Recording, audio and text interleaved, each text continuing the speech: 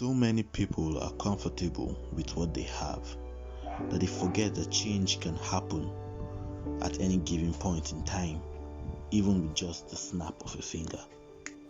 Most times they ask, why me?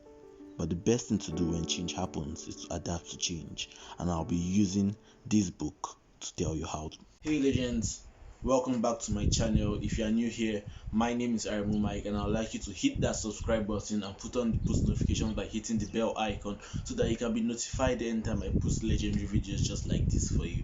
Today we are going to be talking about how to deal with changes, and we'll be using this book, Who Moved My Cheese by Dr. Spencer Johnson. This book is actually extremely short and it's a very classical book. I have read this book about 5 times and I still rate it 5/5 every time I read it. I read both the hard copy of this book, which is just about 99 pages, and also the soft copy, which are about 39 pages or so. And so it's a very short read. I'll advise everyone to read it. I'll leave a link down in the description box down below so that you can get the book after listening to the review. The book centers around how we as individuals deal with change and how we are expected to deal with change, and so I'm going to be covering that as we go further into the video. So just to give you a background into the book starts with a reunion of classmates, and when they get talking, trying to catch up with themselves, someone stands up and tells them a story, which is the cheesy story in this book. The story was simply about 4 characters. 2 were people the size of mice named Hem and Haw,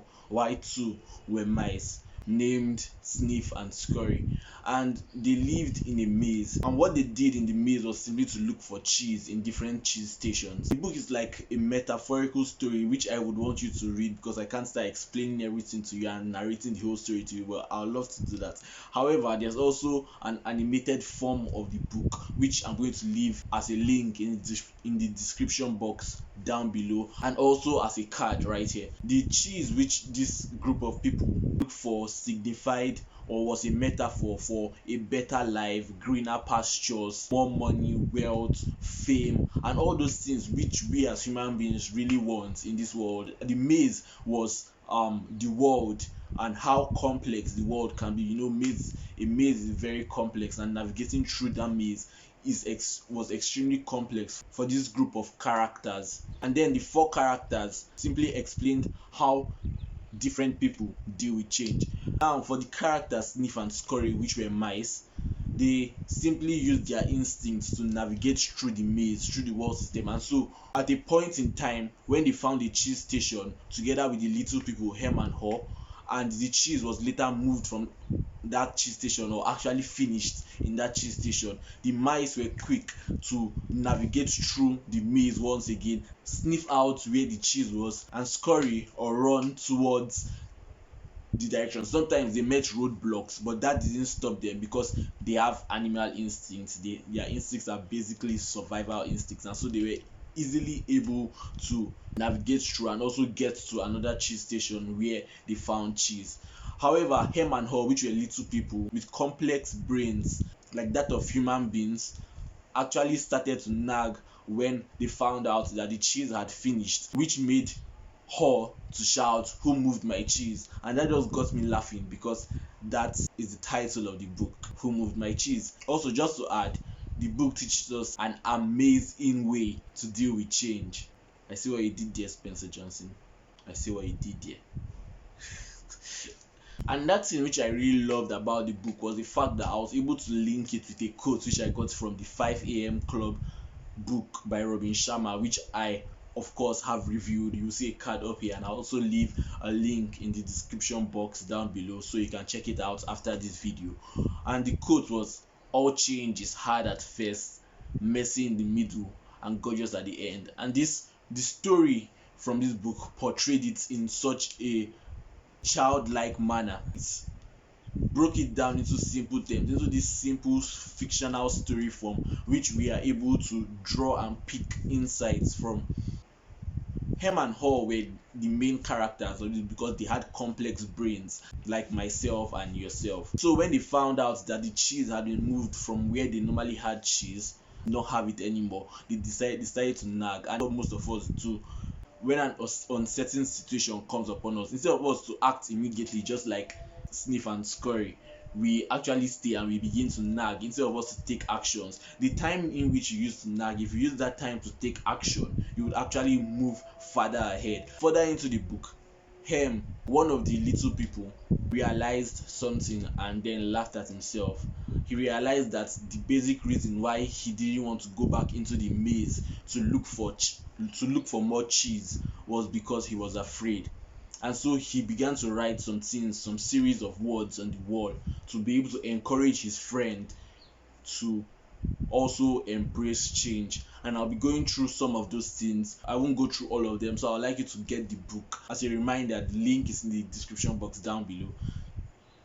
And so let's go into the writings on the wall. First writing which hit me was the one that said, "What would you do if you weren't afraid?" Fear actually stops us from achieving that goal, from using those potentials which have been placed in us. We are so afraid, we are thinking and wondering what will happen, having anxiety.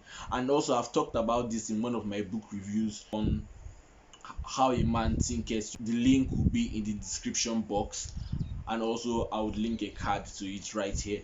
And so I just want to leave you with this question too: what would you do if you weren't afraid? You can tell me down in the comment section below.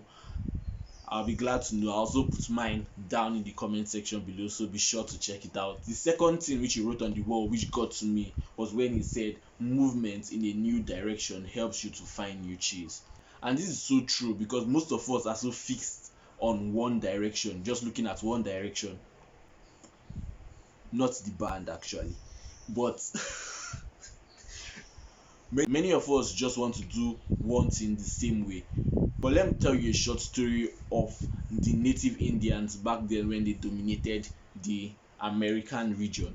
They had this guy who, anytime they don't find game or like an animal to kill in the forest, and they will come to him, and what he simply did was to pick up a sheet of paper, wrinkle it, open it up, and those wrinkles, he used them as a map for the people. And so when they followed the wrinkled place and they get there, they notice that they've not explored that area before, and so they find new game. And that is how life is. Sometimes when change comes, if you don't embrace that change, if you don't move in that direction of the change, if you want to keep on doing the same thing over and over again, I assure you things won't go as planned. One of the other things he wrote on the wall was, "Imagining yourself enjoying new cheese leads you to it." And so I'll just take you back to what I said about our mindset.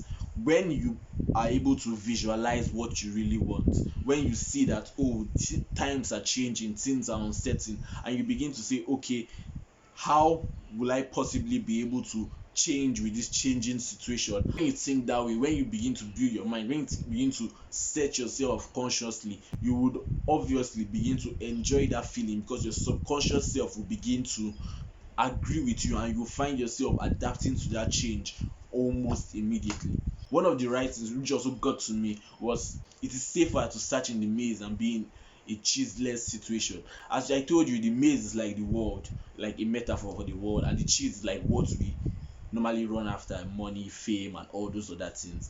Better for you to start doing things, better for you to start making an effort towards bringing up new ideas, towards changing the way you normally do things, than to be stagnant in one place.